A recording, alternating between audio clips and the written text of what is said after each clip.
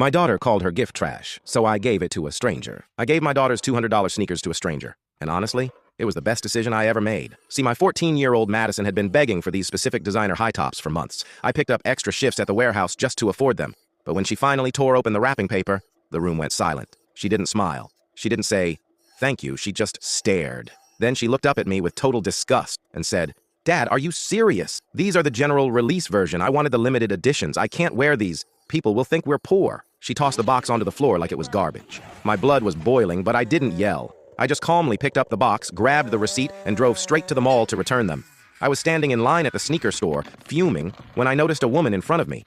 She was wearing a faded diner uniform, looking exhausted. Beside her was a quiet little girl, maybe 10 years old, looking down at her feet. I looked down too. The girl's shoes were literally held together with silver duct tape. The mom was at the counter, frantically counting out crumpled dollar bills and quarters to pay for a clearance pair of plain white runners. The cashier shook his head and said, "Ma'am, you're still about $12 short." The woman's shoulders just slumped. She whispered to her daughter, "I'm sorry, baby. We'll try again next week." They turned to leave, and that's when I stepped in. "Excuse me," I said, stopping them. "I don't mean to pry, but I just bought these for my daughter, and they didn't fit.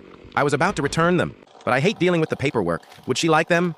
I held out the box of the $200 high tops. The mom looked at the box, then at me, her eyes wide. "Sir, those are... we couldn't possibly..." "Please," I interrupted, smiling. "You'd be doing me a favor. I really don't want to stand in this line." The little girl opened the box and gasped when she laced them up. The way she looked at those shoes, it was like I'd handed her $1 million.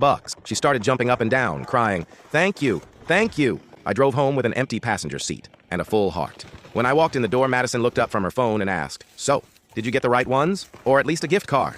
I sat down next to her and said, "Nope, but I did get you something else. We need to have a long talk about gratitude."